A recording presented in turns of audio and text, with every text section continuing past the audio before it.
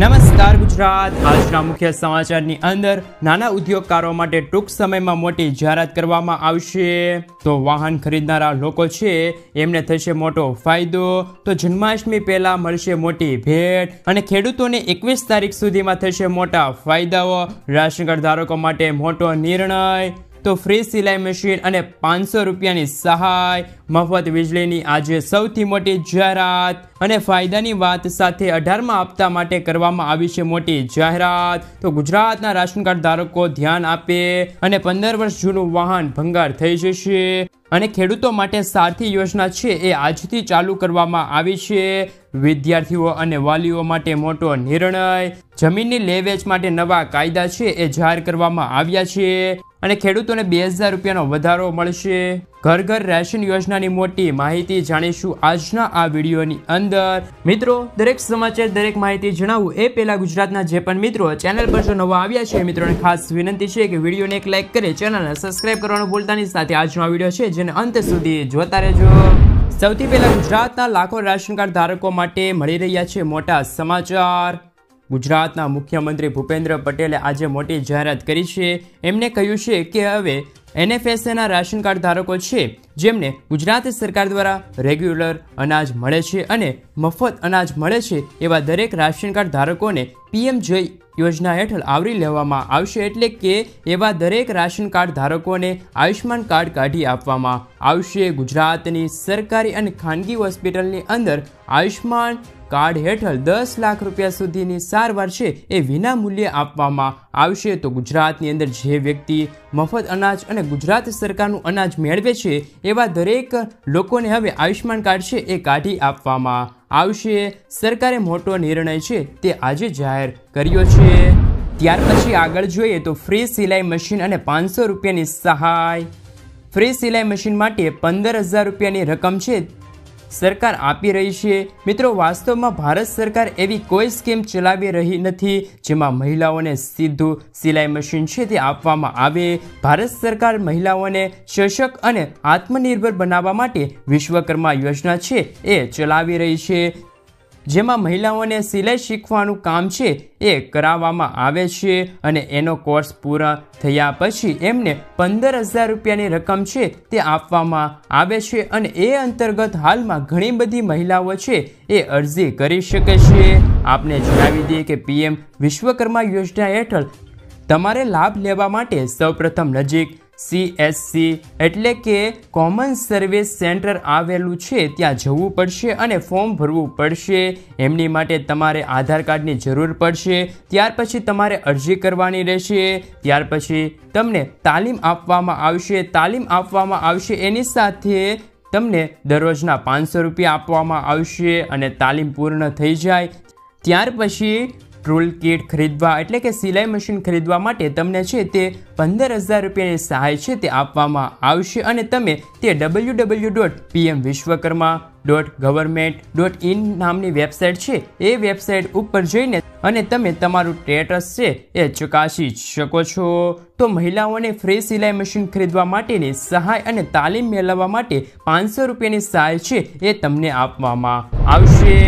ત્યાર પછી 2000 રૂપિયાના 18મા હપ્તાને લઈને મહત્વપૂર્ણ જાહેરાત। પ્રધાનમંત્રી કિસાન સન્માન નિધિ યોજના હેઠળ ભારત સરકાર દ્વારા 15મા હપ્તાથી KYC છે તે ફરજિયાત બની ગયું છે। મિત્રો, રાજ્યના જે ખેડૂત લાભાર્થીઓ KYC કરાવવાનું બાકી હોય એ ખેડૂતો છે તે 18મા હપ્તાના આગમન પહેલા છે તે KYC કરાવી લેજો કારણ કે મિત્રો 15મા હપ્તા પછી છે તે KYC કરાવવું ફરજિયાત બન્યું છે।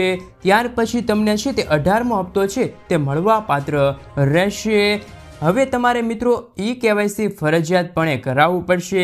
ખેતી નિયામક શ્રીની યાદી અંતર્ગત મહત્વપૂર્ણ માહિતી છે તે આપવામાં આવી હતી અને એમને કહ્યું હતું કે ગ્રામ્ય કક્ષાએ કોઈ પણ યુવાન PM કિસાન મોબાઈલ એપ્લિકેશનનો ઉપયોગ કરીને PM કિસાન યોજનાના જે લાભાર્થી એટલે કે મિત્રો જે ખેડૂત છે એમનું KYC કરી શકશે। આધાર OTPની મદદથી લોગિન થઈ શકે છે અને એક દિવસની અંદર 10 લાભાર્થીઓના છે તે KYC પ્રક્રિયા છે તે પૂર્ણ કરી શકે। આ માટે તમારે આધાર કાર્ડ હોય એ આધાર કાર્ડની સાથે મોબાઈલ નંબર છે એ લિંક કરવો જરૂરી છે। મોબાઈલ નંબર દ્વારા OTP એટલે કે વન ટાઈમ પાસવર્ડ તમે લઈ અને ઘર બેઠા જ સરળતાથી છે તે ઈ-KYC પ્રક્રિયા છે તે પૂર્ણ કરી શકો છો। તો મિત્રો તમને 17મો હપ્તો નથી મળ્યો તો ખાસ કરીને ઈ-KYC પ્રક્રિયા પૂર્ણ કરી લેજો। આવનારા 18મા હપ્તો છે એ તમને મળી જાય અને તેમની સાથે છે તે 17મો હપ્તો પણ તમને સાથે મળી જશે। તે માટે સરકાર દ્વારા ખેતી નિયામક વિભાગ દ્વારા મહત્વપૂર્ણ જાહેરાત છે તે કરવામાં આવી છે। ત્યાર પછી ફાયદાની વાત ઉપર નજર કરીએ તો RBI ઓનલાઈન થતી છેતરપિંડીને રોકવા માટે એક નવી સિસ્ટમ બનાવશે અને એ સિસ્ટમ અંતર્ગત પેમેન્ટ કરતી વખતે એટલે કે પૈસા આપતી વખતે તમારે OTPની જરૂર નહીં પડે અને ગ્રાહક છે એ ડાયરેક્ટ ટ્રાન્ઝેક્શન કરી શકશે OTP વગર। તો મિત્રો OTP દ્વારા ફ્રોડ થતા હોય છે એને રોકવા માટે RBI છે તે નવી સ્કીમ છે તે શરૂઆત કરવા જઈ રહી છે। ત્યાર પછી આગળ જોઈએ તો વડાપ્રધાન નરેન્દ્ર મોદીજીએ મોટી જાહેરાત કરી છે। મફત વીજળીને લઈને વડાપ્રધાન નરેન્દ્ર મોદીએ મંગળવારે દેશના લોકોને દર મહિને 300 યુનિટ મફત વીજળી આપવા માટે PM સૂર્યઘર એટલે કે મફત વીજળી યોજનાની જાહેરાત કરી છે અને આ માટે સરકારે છે તે 75,000 કરોડ રૂપિયાથી પણ વધારે રૂપિયાની છે તે જાહેરાત કરવામાં આવી છે અને એ અંતર્ગત 300 યુનિટ સુધીની વીજળી છે એ ગ્રાહકોને આપવામાં આવશે। દેશની અંદર 1 કરોડથી વધારે ઘરો છે એમને પણ આ યોજના હેઠળ છે તે લાભ મળશે। તો મિત્રો PM સૂર્યઘર government.in ઉપર હાલમાં લોકો છે તે અરજી કરી રહ્યા છે। તમે પણ 300 યુનિટ વીજળી છે એ મેળવવા માંગો છો તો તમે ખાસ કરીને આ વેબસાઇટ ઉપર જઈને વહેલી તકે અરજી કરાવી શકો છો। સમાચારની અંદર આગળ વધીએ તો ખેડૂતો માટે આજથી સારથી યોજના છે એ શરૂ કરવામાં આવી છે। કેન્દ્ર સરકારે PM ફસલ વીમા યોજનાની સાથે ડિજિટલ મોડમાં વિવિધ વીમા ઉત્પાદકો અને સેવાઓ પૂરી પાડવા માટે આજથી સારથી પોર્ટલ છે તે શરૂ કર્યું છે અને કિસાન રક્ષક પોર્ટલ હેઠળ 14 4 47 હેલ્પ નંબર છે એ પણ ખેડૂતોની ફરિયાદ નિવારણ માટેની આજથી ઉપલબ્ધ કરવામાં આવ્યો છે। હેલ્પલાઇન નંબર ઉપરથી ખેડૂતો પાક વીમો, કિસાન ક્રેડિટ કાર્ડ, વિવિધ વીમા યોજનાની સંપૂર્ણ માહિતી છે એ મેળવી શકે છે। તો ખેડૂતો કેન્દ્રના છે તે ગુજરાતના ખેડૂતો માટે આજથી સારથી પોર્ટલ છે તે શરૂ કરવામાં આવ્યું છે અને ખેડૂતોના ફરિયાદના નિવારણ માટે કિસાન રક્ષક પોર્ટલ હેઠળ 14 4 47 હેલ્પલાઇન નંબર છે એ પણ જાહેર કરવામાં આવ્યો છે। ત્યાર પછી આગળ જોઈએ તો જૂનું વાહન ભંગાર થઈ જશે ને લઈને મહત્વપૂર્ણ સમાચાર। 15 વર્ષથી વધુ જૂના વાહનો અંગે મોટું નિવેદન છે એ નીતિન ગડકરી દ્વારા આપવામાં આવ્યું છે।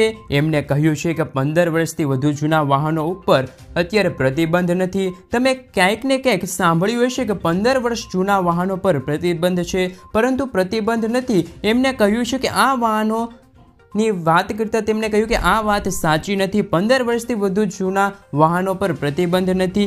એ માત્ર દિલ્હી NCRની અંદર જે વાહનોની અંદર પ્રદૂષણના કારણે સુપ્રીમ કોર્ટે છે તે 10 વર્ષ જૂના ડીઝલ અને 15 વર્ષ જૂના પેટ્રોલ વાહનો પર પ્રતિબંધ મૂક્યા છે। બાકી આખા ભારતની અંદર અને ગુજરાતની અંદર આવા 15 વર્ષ જૂના વાહનો ચલાવવા ઉપર કોઈ પ્રતિબંધ નથી એવું મહત્વપૂર્ણ નિવેદન છે તે નીતિન ગડકરીએ આપ્યું છે। ત્યાર પછી વાહન ખરીદનારને થશે મોટો ફાયદો।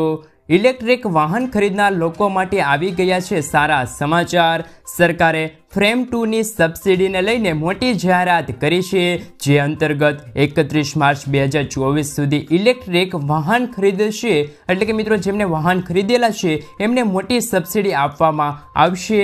સરકારનો ટાર્ગેટ છે તે 10 ઇલેક્ટ્રિક 2 વ્હીકલ બાઇક હોય, 5 લાખ 3 વ્હીકલ બાઇક હોય અથવા તો 3 વ્હીકલ વાહન હોય અથવા તો 55,000 ઇલેક્ટ્રિક કાર હોય અને 7,000 ઇલેક્ટ્રિક બસ હોય એમની અંદર સબસિડી સ્વરૂપે સહાય આપવામાં આવશે। ત્યાર પછી સમાચારની અંદર આગળ વધીએ તો જમીન લે વેચને લઈને મહત્વપૂર્ણ સમાચાર। જૂની શરતોની જમીનની તબદીલ કરવા માટે રાજ્ય સરકારે મોટો નિર્ણય લીધો છે।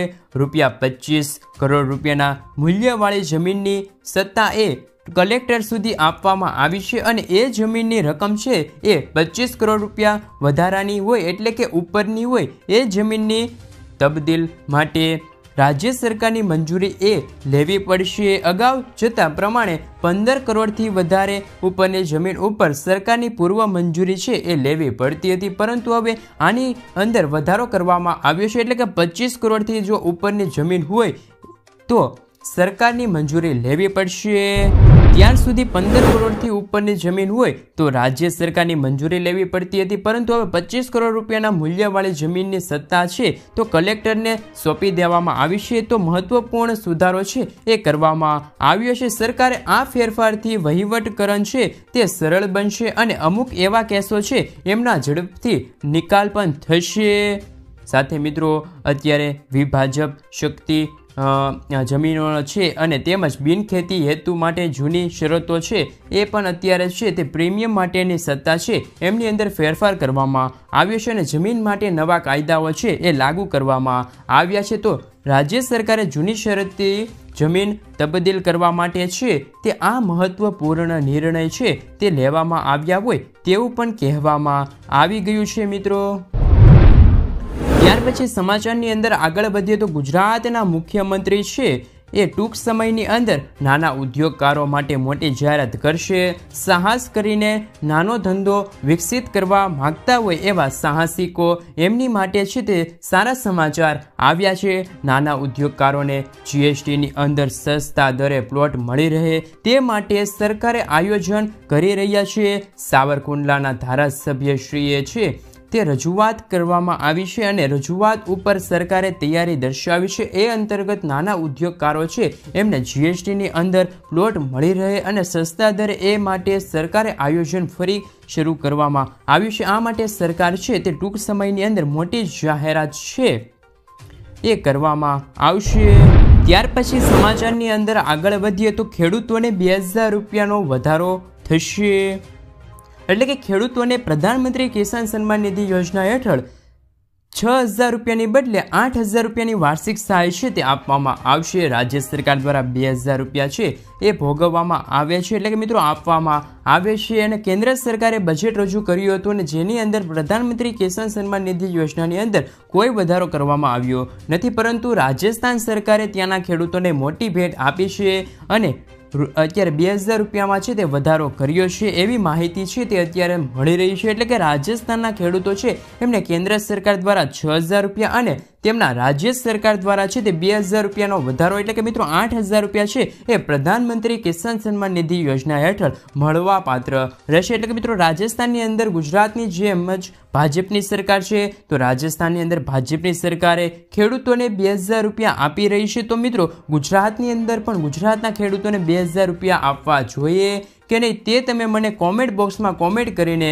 જરૂરથી જણાવી આપજો મિત્રો. ત્યાર પછીના સમાચારની અંદર વાત કરીએ તો ઘર ઘર રાશન યોજનાની શરૂઆત. પંજાબના ઘર ઘર રાશન યોજના છે તેમની શરૂઆત થઈ રહી છે. દિલ્હીના મુખ્યમંત્રી અરવિંદ કેજરીવાલ અને પંજાબના મુખ્યમંત્રી ભગવત માને પંજાબમાં છે તે લીલી ઝંડી દર્શાવવામાં આવી છે. એટલે કે મિત્રો હર ઘર રાશન યોજનાની છે તે શરૂઆત કરવામાં આવી છે. મિત્રો આ યોજના હેઠળ ગરીબ વર્ગ છે એમના ઘર સુધી રાશન છે એ પહોંચાડવામાં આવશે. આ કાર્યક્રમનો વિડીયો છે એ પણ ખૂબ જ વાયરલ થઈ રહ્યો હતો. તો મિત્રો શું ગુજરાતની અંદર પણ ઘર ઘર રાશન યોજના છે તે શરૂ થવી જોઈએ કે ના શરૂ થવી જોઈએ? ગુજરાતના ગરીબ વર્ગો લોકો છે એમના ઘર સુધી રાશન છે તે સરકારે પહોંચાડવું જોઈએ કે ના પહોંચાડવું જોઈએ એ ખાસ કરીને કોમેન્ટમાં કોમેન્ટ કરીને જણાવી આપજો. ત્યાર પછી વિદ્યાર્થી અને વાલીઓ માટે મહત્વપૂર્ણ સમાચાર. ધોરણ 10 અને 12ના વિદ્યાર્થીઓ માટે મહત્વના સમાચાર આવ્યા છે.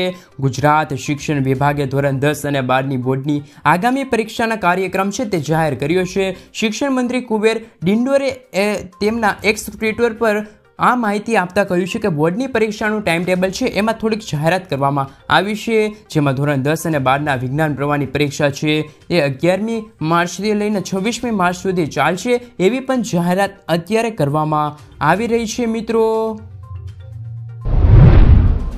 ત્યાર પછી ગુજરાતના લાખો રાશન કાર્ડ ધારકો માટે આવ્યા છે મહત્વના સમાચાર. સૂત્રોનું કહેવું છે કે 1 લાખથી વધારે રાશન કાર્ડ અયોગ્ય હોવાના કારણે જેમની પાસે મિત્રો બંગલા, કાર અને મકાનો છે તેમ છતાં ગરીબ કલ્યાણ યોજનાની અંદર લાભ લઈ રહ્યા છે એમને જોતા મિત્રો અત્યારે પુરવઠા વિભાગ યુનિટ વેરિફિકેશનની પ્રક્રિયા છે તે શરૂ કરવામાં આવી છે, જેમની અંદર કોટેદાર એટલે કે મિત્રો દુકાનદાર છે તે સભ્ય એટલે કે રાશન કાર્ડ ધારકો છે એમના અંગૂઠાની છાપ લેશે અને ત્યાર પછી છે તે રાશન કાર્ડ આપવામાં આવશે. જ્યારે પહેલાં મિત્રો અંગૂઠાની છાપ લેવામાં આવશે ત્યારે ઘરના એક સભ્ય લાભ લેશે, ત્યાર પછી મિત્રો બીજા સભ્ય છે તે બીજી વખત રાશન કાર્ડ લેવા જાય છે ત્યારે બીજા વ્યક્તિને છે તે તેમના અંગૂઠાની છાપ આપવી પડશે. આમ ત્રીજી વખત જો બીજા કોઈ ઘરનો ત્રીજો વ્યક્તિ જશે તો એમને પણ અંગૂઠાની છાપ છે તે આપવામાં આવશે અને ત્યાર પછી રાશન કાર્ડ આપવામાં આવશે. આવી રીતે એક પછી એક કામ ચાલુ કરવામાં આવશે, ક્રમશઃ કાર્ય શરૂ કરવામાં આવશે. એમની વેરિફિકેશનની પ્રક્રિયા કરવામાં આવશે. ઘણા બધા એવા ખેડૂતો છે જે ખોટા રાશન કાર્ડ બતાવીને રાશન લઈ રહ્યા છે, તો આવા લોકોને છે તે દૂર કરવામાં આવે એ માટે જે વ્યક્તિ ગરીબ નથી એને બંગલા ધરાવે છે, મકાન ધરાવે છે એવા લોકોનું